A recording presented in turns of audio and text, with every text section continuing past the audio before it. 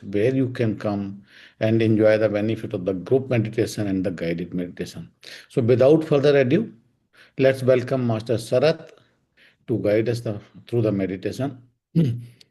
And before I hand over to Sarath, I request all of you to please drop all expectation, be with the open mind to experience a unique meditation experience and surrender yourself to breath.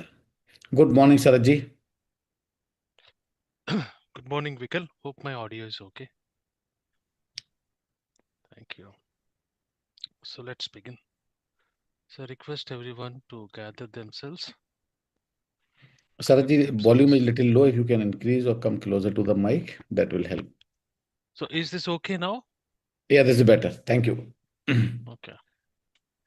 All right. So let's collect ourselves. Let settle down. So let's take next 12 seconds time to be in silence, to gather ourselves.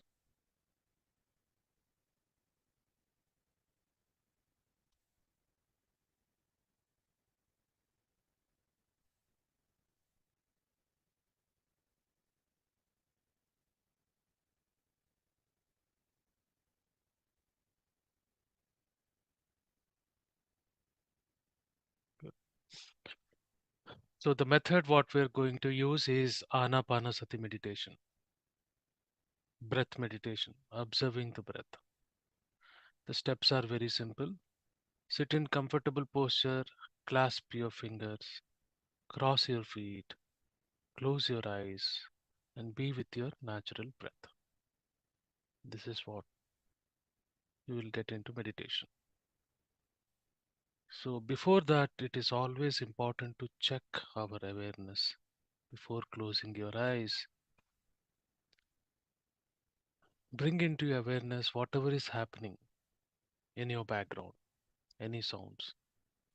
These things will fade away, but will aid in meditation.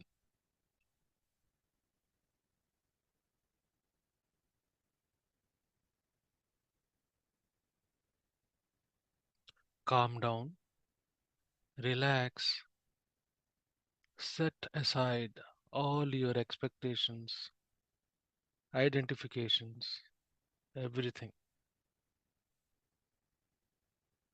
not required. Close your eyes gently.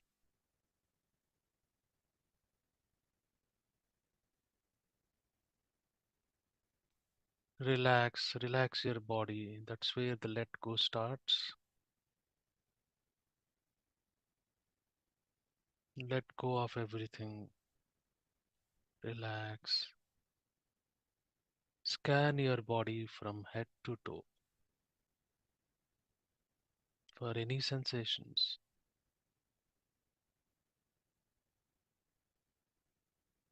Relax.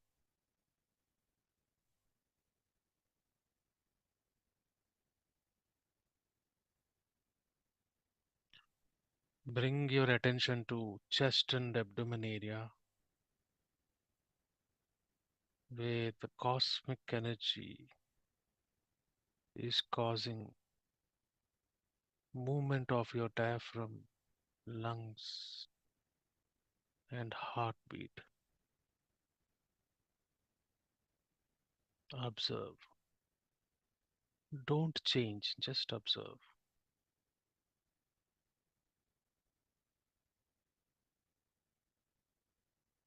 That is where the prana is more active.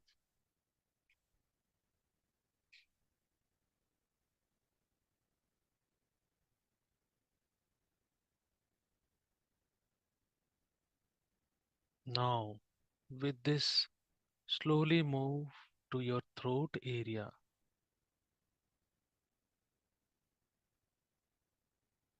See the muscles contracting.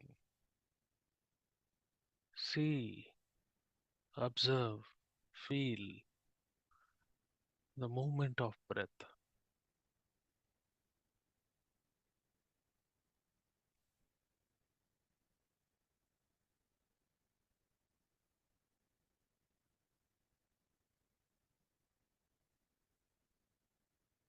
Along with this, now move to your nostrils.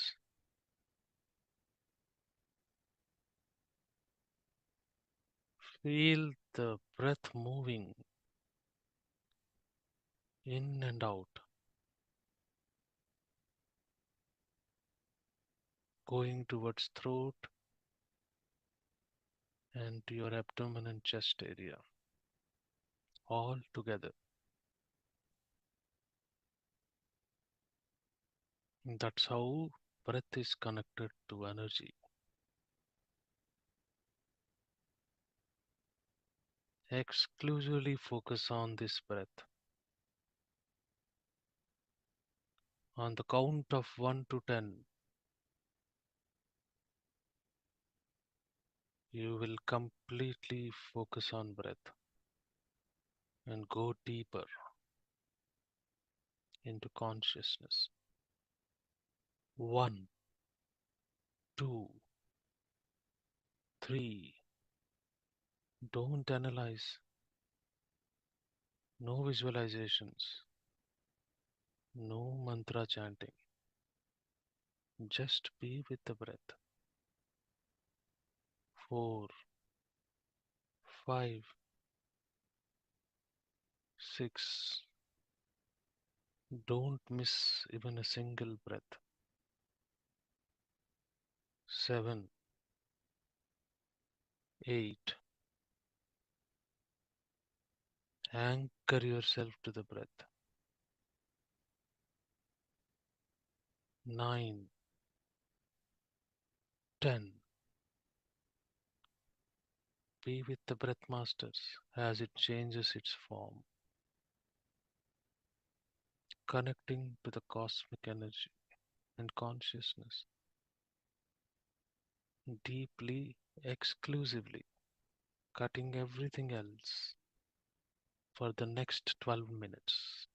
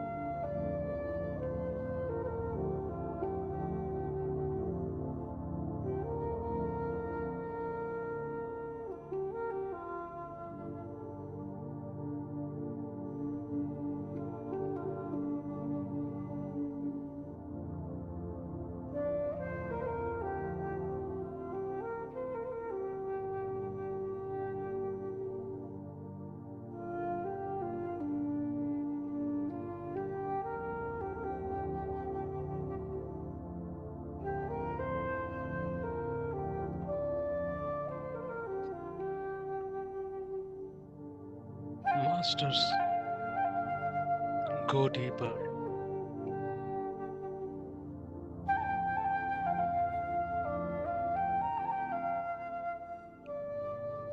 Observe your breath equalizing.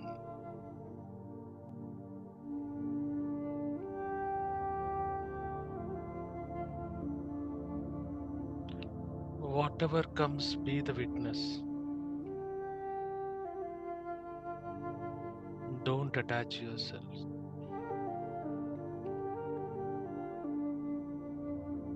Just see.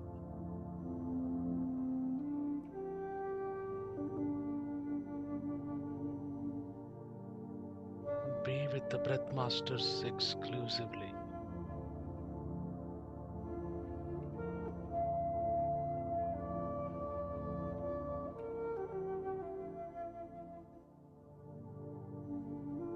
Keep coming back to breath. That is meditation.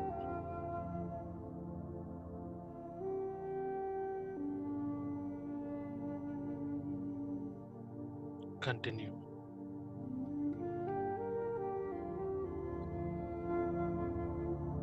I will call you back. Relax.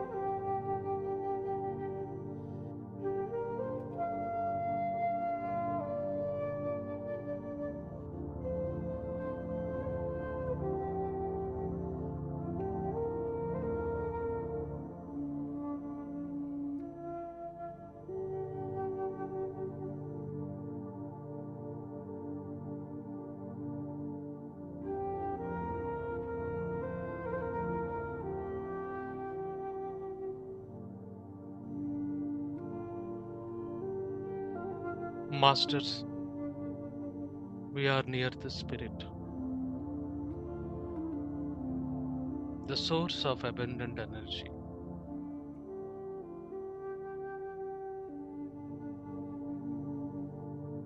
The breath is in its subtlest form connected to cosmic energy in the body. Let's use this energy to heal ourselves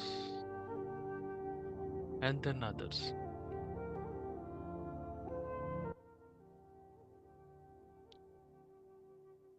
Mentally repeat following affirmations. Be sincere and take responsibility.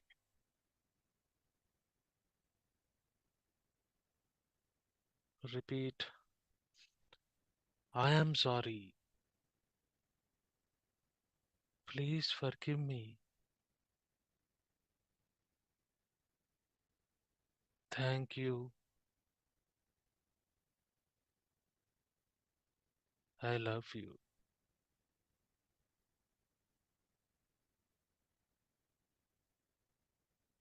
I am sorry. Please forgive me. Thank you. I love you.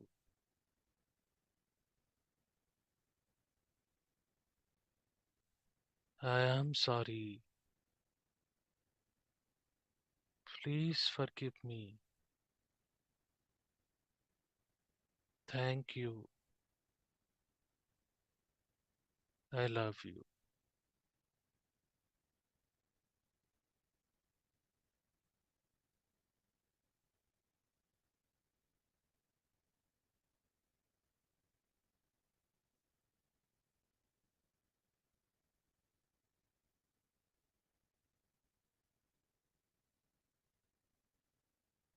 Let's make following agreements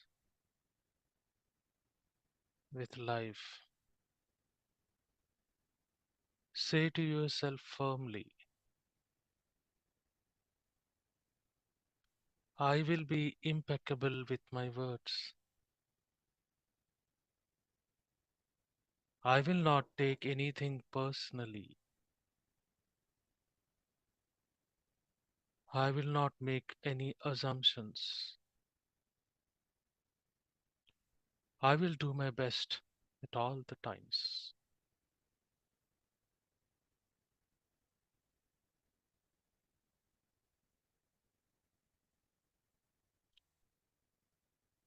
We'll be in this state for a few more minutes. Don't open your eyes.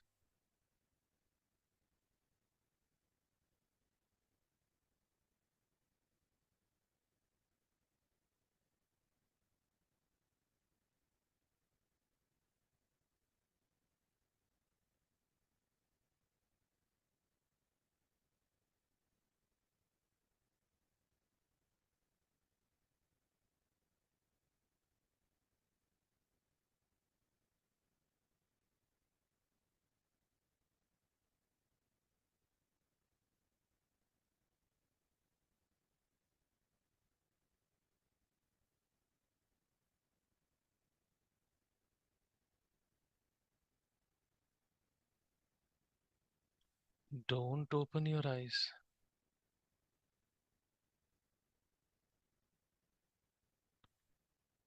Let's also set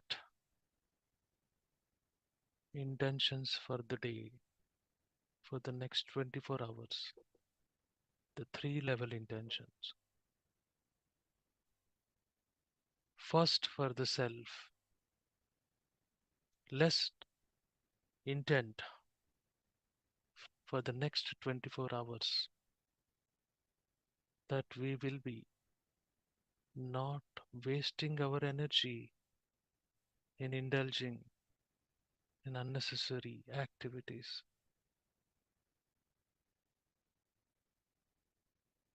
We will conserve energy, and this energy will help you to stay healthy, and also get what you want and be content and do all the tasks with focus and without any deviations.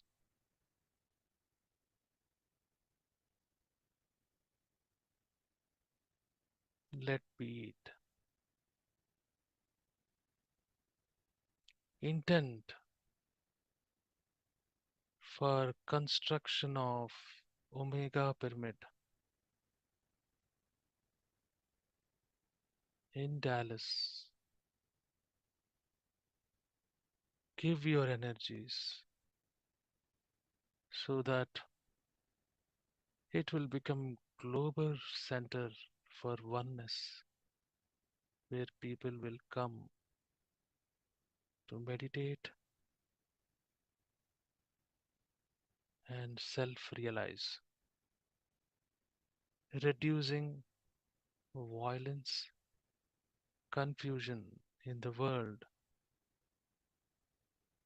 and increasing the harmony and selfless co-living. This will give energy to the third intent, where by meditating daily, by doing what is required, we will make heaven on earth, where every consciousness, irrespective of species, will live in oneness, abundance, and divine union.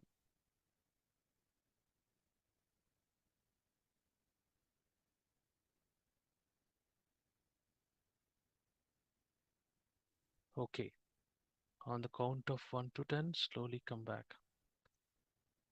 1, 2, 3, 4, 5, 6, 7, 8, 9, 10. Bring your palms together, keep it on your closed eyelids, and slowly open your eyes.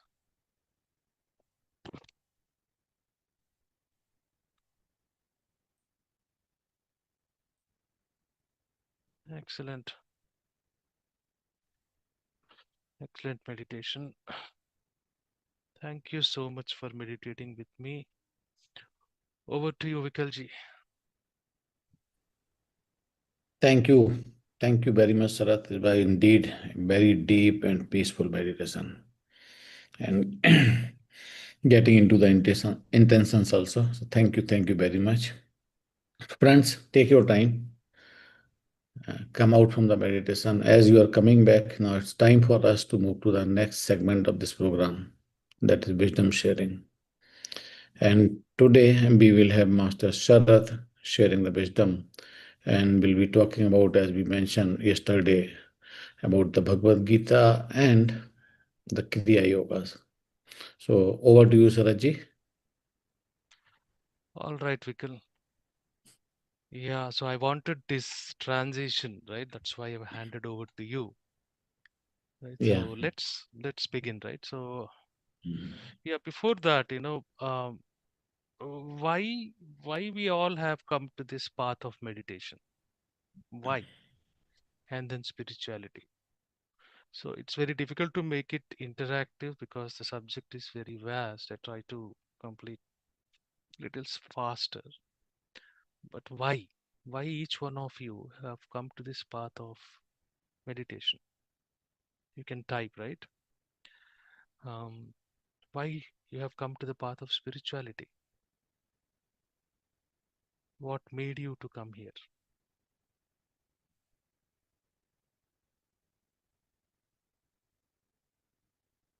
Okay, looks like everybody is in deep meditation, right?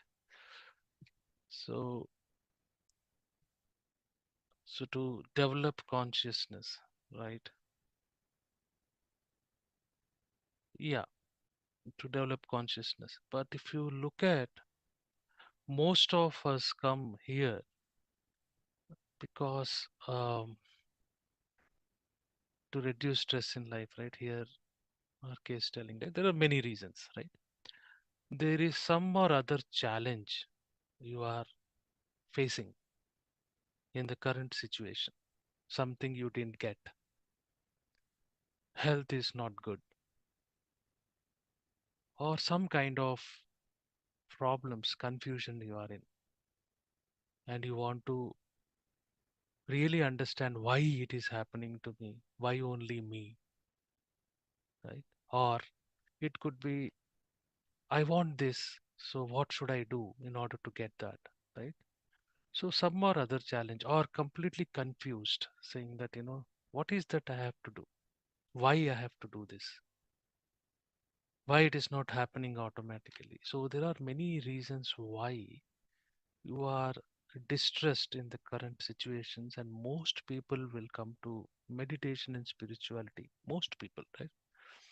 Because of those reasons, right?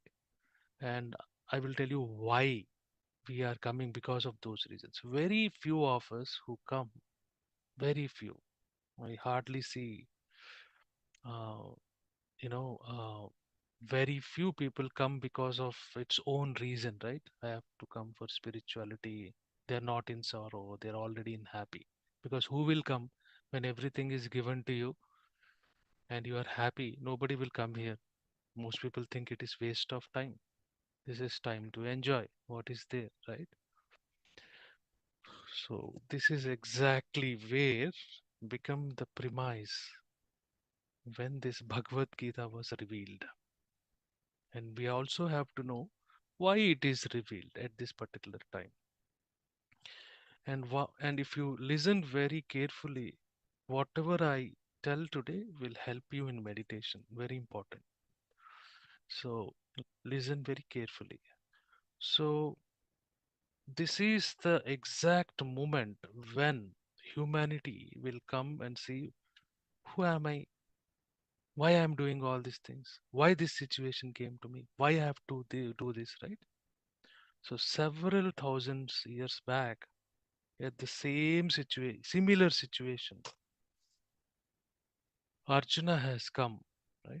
And stop doing anything, right? He just sat and stopped doing anything in full of confusion, thinking that why it happened to me? Why I have to kill people? Why I have to wage this war?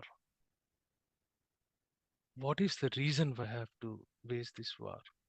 And his only refuge is his best friend, Krishna, right? He turns to Krishna, and Krishna then reveals Bhagavad Gita. This is what happens, right? That's why the first chapter of Bhagavad Gita is Arjuna Vishada Yoga, right? And remember, in every chapter, the last name is Yoga, right? So, yoga proper is different, yoga is different. Yoga means because of doing something, you have come to this stage, or you have become in this particular situation, is also known as yoga, right? That's the reason why yoga. So Arjuna has participated in so many things before coming to that battle of Kurukshetra, and because of which either he or his family, right, his brothers, he came to that particular situation. And he's in Vishada, he doesn't know, he's devastated, right? He doesn't know what to do. And then for this reason, we need to understand why, because Arjuna represents entire humanity. Krishna represents the prime creator, or a prime supreme consciousness itself, embodied in Krishna. But we need to know the origin why. Bhagavad Gita was revealed exactly in Kurukshetra Yuddha, right? So then we need to little understand about, because it is revealed at the time when there is forgetfulness is at its peak. And what is forgetfulness? Forgetfulness is like, you are a spirit, you are a soul, you are already a whole, you have everything in you with you, and you can really be as powerful you want, right? This is all forgetfulness. You forgot. And the question is, how did you forget? So this Bhagavad Gita is revealed exactly at that point when Dwapara Yuga is transitioning into Kali Yuga, right? Where in Kali Yuga, this forgetfulness will further become into peaks. And that is where we are now, right? Because of that reason. Then why we got into this forgetfulness? Because the previous yugas, right? So Sati Yuga, Treta Yuga, and also the culmination of Dwapara Yuga, we already knew who we are. And because of that, we got a lot of benefits, both material and spiritual. But we got so involved in it because of the prabhava of that yuga, we indulged in it and forgot our origin. We forgot all the methods, tricks which are required to keep you remembering what you are. And by the end of Dwapara Yuga, the forgetfulness is almost all becoming final, right? And that is when the sloka which says, Yada yada hi dharmasya glanir bhavati bharata, right? Now you will understand why the divine supreme consciousness itself given a promise that whenever that happens, whenever the yuga parivartan happens, that is when I keep coming and remind you of your true self. So that is the actual meaning of that particular sloka. And the setting for this Bhagavad Gita is also during the Kurukshetra war, because that is when our human consciousness is plunging into complete forgetfulness slowly, right? The Kali Yuga is beginning. Then what requires is like, or taking its root, you can say that, right? Because end of Dwapara Yuga is almost like Kali Yuga only, right? Because it is culmination. And because of that, this particular knowledge has to be embedded into collective consciousness of humanity at the right moment in a dramatic situation, so that you can recall when you are deep into Kali Yuga and restore dharma. Dharma is not religion, it is righteousness, doing what is correct in all situations, right? So that is the reason why Bhagavad Gita is also called as, is categorized as Smriti, right? One which needs to be remembered or already remembered, right? But in order to remember, it needs to be very deeply embedded into the consciousness. That's what the prime creator in embodiment of Krishna has done, and given the divine promise that I will keep coming whenever that is required to protect people who are on the path of righteousness and do something with those people who are not on the righteousness, right? That is what he does, right? So now you exactly know why Bhagavad Gita was revealed during that particular time.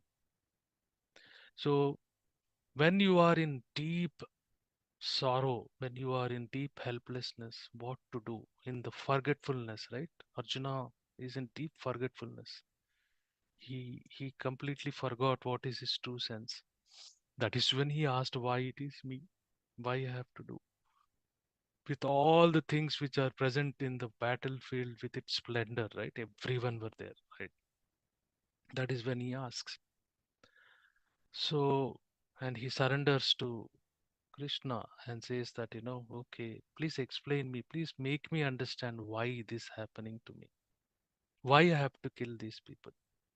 And that is when the Krishna starts telling that, hey, why do you think you are killing something? You are killing this body, but you are not this body. You forgot that you are a soul, right? You are so powerful, but you forgot.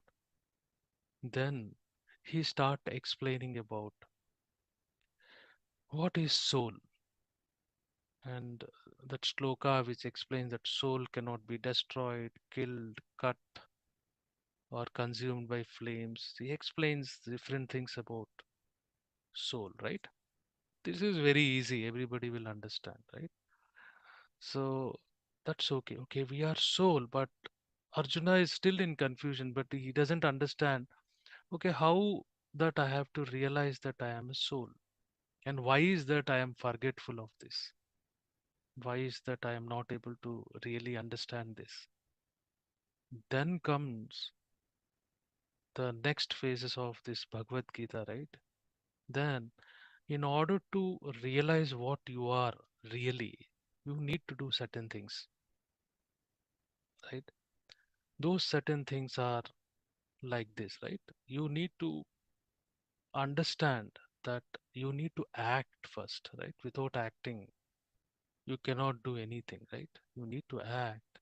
And because you need to act, you need to know how to act correctly, right? And why you have to know that you need to act correctly? Because this very act, what you're doing, which is not done correctly, is leading to attachment. And that attachment, clinging to it, is repeating again and again in form of cravings, aversions, and then you keep coming to this earth, right? This plane again and again, just because you are not doing the actions what is required the way it needs to be done, right? That is when he explains what is non-attachment and why you should not attach when you are acting, when you are in action, right? That is when he reveals karma yoga. The time when he was explaining about soul, you are not soul, soul, about everything about soul, how soul is made of, that is Sankhya Yoga, right? This one is more about Karma Yoga. In Karma Yoga, you should do. This is also very easy to understand because we have been studying it from from our childhood, right? That you have to do your work, but you should not, you don't have any right on its results, fruits. Tell me why it is like that, right? Why you can work but you have no right to fruits, or you should not really think too much about your fruits, because that expectation of fruits after doing action will bind you, which will actually attach you, right? And how Arjuna exactly came to this Vishada Yoga? The actions have been committed, right? Karma Yoga, the actions are committed and you expect a certain result. Once you will get the exact result, you are happy, and because of that you are attached, right? You repeated the action or you did several other actions. It did not result in exactly what is expected. That is the nature, right? Then he become angry. Here Arjuna represents humanity, right? When he becomes angry, clinging to what needed to be done, he got so attached to the results. His memory of what he is really, he forgot. Humanity forgot, right? So there is a shloka on this, right? Humanity forgot. And then obviously, right, when you are angry in a fit of rage, right, you will forget what you really are. That led to lack of discrimination, right? What is right or wrong. And you committed all sins, right? And then you ruined yourself and brought to this warlike situation. And this keeps repeating, right?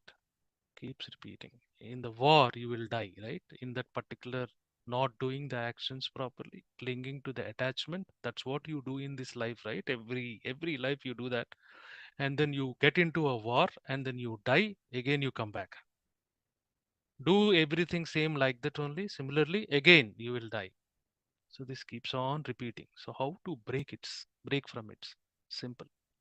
When you don't cling to the results, then you will accept it, whatever it is, right? Once you accept it, you will be content, then you will be freed from karma. Then the Arjuna asks, How it is possible to really, you do something, but you should not actually have any expectations. Very weird, right? Then he says, okay, I will tell you how it should be. Because when you do actions, results are bound to come, right? Some result will come, but you don't know how the results will be. So you should first learn to detach from that particular result. Thereby, you will not have any expectations. So how to now not have expectations? Then Krishna says that is when you need to develop this equanimity, right? Being sthita pragyata. Whatever comes, your inner balance should not shake, because that is where you have to be. You should not get anger, right? That needs to be, practiced. Equanimity. The equanimity is very important. Then again, Arjuna asks, okay, I am understanding, but did you really met any person like that who is really equanimous? Yes, a yogi, right? Who is always in equanimous. Then the dialogue ensues, right? What is a yogi, right? Yogi is a person who does certain abhyasa continuously to develop this equanimity and does this karma yoga and completely surrenders the results to the supreme consciousness and develops this equanimous, because that is how equanimity is developed. And when equanimity is developed, then you are not attached. That is how the detachment will be practiced. So when that happens, this karma yoga is towards the end, is ending with what? It is ending with sacrificing your results to the, or surrendering your results to the cosmic consciousness. That is where the bhakti yoga comes into picture. Remember, you cannot go to bhakti yoga directly. That's the reason why don't get confused. In Bhagavad Gita, action is also required.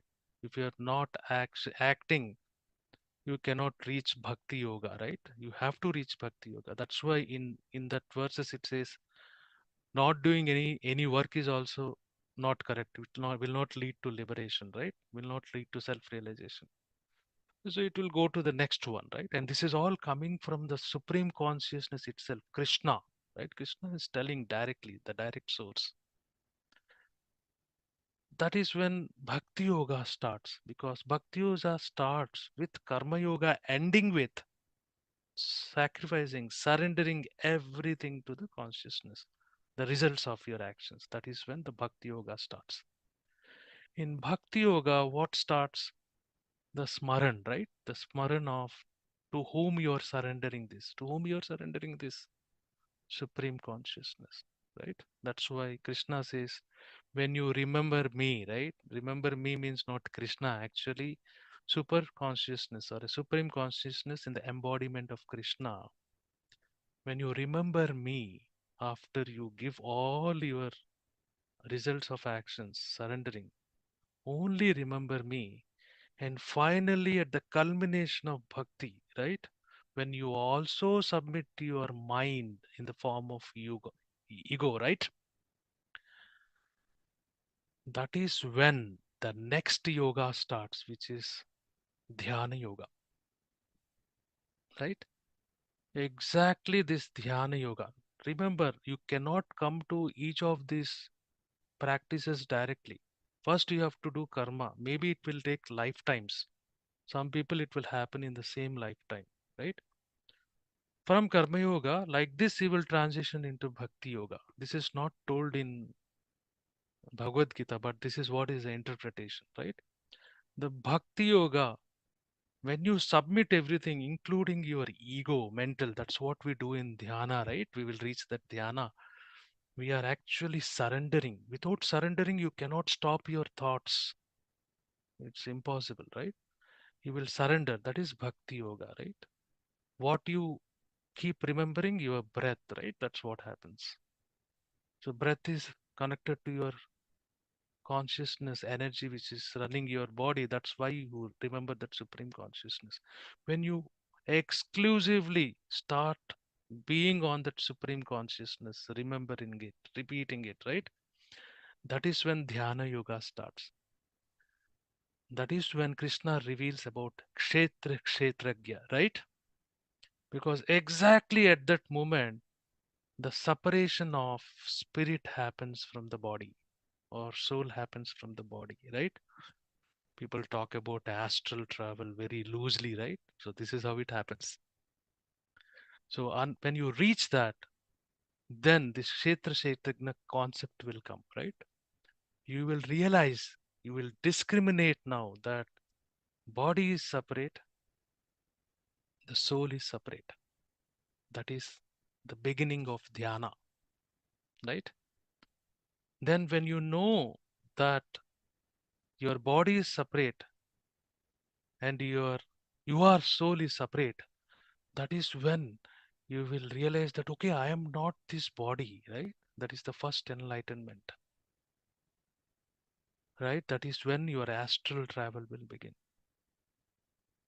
Why astral travel will begin? Because that is when you will now becoming from, because you have to be observer first, right? The observer is your soul. And exactly during the culmination of bhakti, right? Remembering the consciousness, complete surrender, it separates. Then this one you become, the observer becomes the soul now, right? You are the observer, still with the mind, with complete surrender. You surrender in mind, zero mind, right? No mind. Then what you are the soul now. That is when the astral body separates from your body and you will know that you are the soul spirit. That is the meaning of that, right? When you know the dhyana starts, then you get into jnana yoga. This astral body will start remembering all its previous births, all its form it has taken, whatever it did, right? Goes to different worlds, gathers all the knowledge. That is jnana yoga. We call it as third eye also. That is also correct, right? That is a separate subject. Then the jnana yoga starts, right? When jnana yoga starts, that is when the samadhi will happen, right? That is when you will be established in the soul, knowing that I have taken this form and without releasing that form in the form of death, right? So without death you will reach that. So now you have understood how you are reaching that astral travel or separation of that, right? That's the reason why, remember, in one of the shlokas Krishna says, I know all my previous incarnations, right? I know yours also. How did he reach from karma yoga to bhakti yoga? Separation of, because you submit everything and then it gets separated, and then he will know first all your past, everything, right? And all other jnana. And once you achieve everything, then you will be established in the spirit. That is the goal, right? That is what is the goal of entire thing. And this is the gist of your meditation, right? That's what it is. So remember that. Now, again, Arjuna asks how to do that. And that is when the Kriya Yoga, the yoga proper, is also revealed. So, what is that shloka? When I'm not actually repeating the Sanskrit shlokas, right? When incoming breath is offered to outgoing breath, when outgoing breath is offered to incoming breath, you will neutralize your breath so that the breath will temporarily disappear and you will live in this body only because of cosmic energy. So when you do this practice, that's why you have to do this nitya abhyasa of meditation. It's clearly told, right? He's telling this particular offering inhalation to exhalation, exhalation to inhalation, you have to Practice. You have to do nitya abhyasa. You cannot do it one day and say you will reach this transition from yoga to yoga to yoga, right? It doesn't. So you need to do nitya abhyasa, right? Now that is when there are so many texts which are written on what is this called, this nitya abhyasa, offering inhalation to exhalation, exhalation to inhalation. I cannot tell you the proper kriya yoga. I'm forbidden. I should not tell, right? It's forbidden. So that is when you will take the help of pranayama, right? Why you do pranayama? Don't collect your, the byproducts of good health because of pranayama, right? You do anulom vilom, whatever it is, right? Because of that, you will get some byproducts. So don't look at those byproducts, right? Why you will do the pranayama? What is told in Bhagavad Gita? That inhalation, exhalation, when you join, right? When you put itself right into it, that is when you will feel the cosmic energy.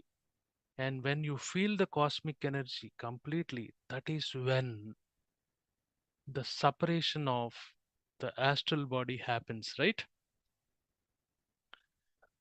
From your physical body, and you will know that it is not, you are not body, you are more than that. And then dhyana gnana starts, right? And this secret is revealing to Krishna. So why you do pranayama? Not for the byproduct that will anyways comes. Now, if I ask you, I keep telling you in the meditation, right? Now you will see the rise and fall of your chest and abdomen, come to throat, come to nostrils. We are struggling to find or feel the movement of breath, right? First of all, how many people are really sensing the breath right from your nostrils until it reaches your lungs and heart, right? Of course, breath will not reach heart, I'm sorry, but it will reach your lungs. Nobody feels. Somewhere you lose the connection, but still certain points you will remember. For that exact reason, you will do pranayama. You do that abhyasa to feel that particular prana here, here, here in the throat, everything, and you do that abhyasa continuously, right? And then you completely feel the journey of your breath until it connects to the source, which is your cosmic energy in your chest area, which is causing your heart to beat and lungs to expand and contract, right? Don't go by medical. Medical is separate. That is physiology, right? So that's why you do pranayama, Anybody told you this, right? If you do this pranayama, you will not get skin diseases. If you do that, those are all byproducts. But actual reason of doing pranayama, kriya yoga, there are in kriya yoga, there are many kriya yoga, many pranayamas which will lead to equanimity. Both your inhalation current, exhalation current needs to neutralize. When your breath will disappear, you will live only by cosmic energy, freeing your soul to come out of your body, so that the jnana yoga, you get into jnana yoga, right? Third eye will develop. This will happen with Ana-Pana-Sati directly. You don't have to do pranayama because this is before Ana-Pana-Sati, right? So pranayama should be done for that reason, to know the journey of the breath completely. Then only you can observe the breath completely. Then only you will settle your mind, drop your mind, right? Otherwise, it is not possible, because wherever you don't feel your breath, you will be lost in thoughts, right? That's why you do pranayama, right? That is exactly the control of that pranayama, to know it completely, to know the cosmic energy to which this breath is connected. That cosmic energy is given by the spirit to you when you are born, right? When you connect to that, that is the reason why you do pranayama. The techniques to know your breath completely, thereby getting it is byproducts, is kriya yoga, right? And all the things which you do, because in order to move your breath properly, you will do certain yogas, right? Bend like this, bend like that, right? That is told because when you bend, your breath moves more deeper, right? Thereby taking prana to every gland, every organ properly. Thereby you will become more healthier, right? That is why we do yoga. Yoga means you will reach that particular cosmic energy. That is the reason, right? So what you do with your body is called as mudra. Patanjali says, right? That mudra, this mudra, whatever it is, right? Yoga, asanas, whatever it is, right? What you do with breath to reach that cosmic energy is pranayama. So this is what is revealed, right? But this is not completely told in Bhagavad Gita, but this is what is Kriya Yoga, right? So so this is what happens. So once, and then what happens? The Krishna is shown. I know it is little longer. Bhagavad Gita is not easy to tell easily, right? That is when what happens. This is what you see, and Krishna will reveal the Vishwarupa. That is nothing but feeling one with Supreme Consciousness. Obviously, right? When you reach that Jnana Yoga, you will be one with the Supreme Consciousness. That you feel that everything is in you, right? This universe, everything. That's what Krishna sees. Krishna shows to Arjuna. And that's what exactly happens in meditation also. When you follow this Karma Yoga, Bhakti Yoga, and then do this astral, and then finally that's what happens. And that is when, right, Krishna says, now I understand. Now I know why I have to kill, right? Well, now why I have to establish righteousness. And then he takes up the bow and war is resumed. And this is also exactly the knowledge of meditation, Kriya Yoga, right? I will stop here, right? Now go back and read all these things and understand the actual essence of Bhakti Yoga, right? Nitya Abhyasa is required. You have to meditate, Kriya Yoga. So with this, I will stop. So next week, in order, because why we are doing meditation? Because you will live in body, but you want to live more in your astral body, right? But you don't want to die, right? Death is what to your body. You don't want to die, and you want to you experience the spirit, right? Experience the astral worlds, right? Then you should know about death, right? That is what happens next week when Prithvi is going to talk about it, right? Prithvi is going to talk about it, because if you know it, then it becomes easy. You will not be bewildered when you are separated from your body. You will not feel that you are not, it is not death yet, right? But you will understand death, but it is equivalent to death. But you are not die. You will not die, right? That will not happen unless Supreme wills, you will cannot die. So that's why the next week is all about death. So please do attend. Next week, because you are dealing with cosmic energy, right? You want to know the energy systems. So next week, after Prithvi talks about death, I'm going to talk about energy system, chakras, right? I'm going to speak about it, and there I will relate Kriya Yoga more to the chakras, right? Next week. So these next 2 weeks are very important. So I will stop here. I'm sorry I have taken a little longer, but you know, right? It's very difficult to tell Bhagavad Gita in 20-30 minutes. Actually, it is impossible. But I have given the gist, right? This is how it happens. Thank you so much to listening to me, and look forward next week and next to next week, so that it will give you ultimate knowledge to progress in meditation properly, right? Thank you. Over to you, Vikalji. Thank you very much, Sarath. I know, as you rightly mentioned, that's such a vast topic and subject. It's very tough to, conclude in 15-20 minutes. Anyways, so thank you very much for your time, and deep gratitude to you for sharing the wisdom on the Bhagavad Gita and relating to Kriya Yoga. Thank you very much. So, friends, this week has been kind of in the pure consciousness of Krishna. We started with Krishna day one by the smile, and then the qualities of the Krishna, then friendship, and then Prithvi talks about the Yaksh Prashna and all. And today, Sarath has concluded with Bhagavad Gita and the Kriya Yoga. So be in the Krishna consciousness and be ready for the next week to understand more about the death, what is death. And till then, take care of yourself. Time to conclude the session. Thank you very much to all of you taking out time and being part of this journey. Stay connected. We'll connect again tomorrow, same time. Till then, take care. Bye bye. Namaste.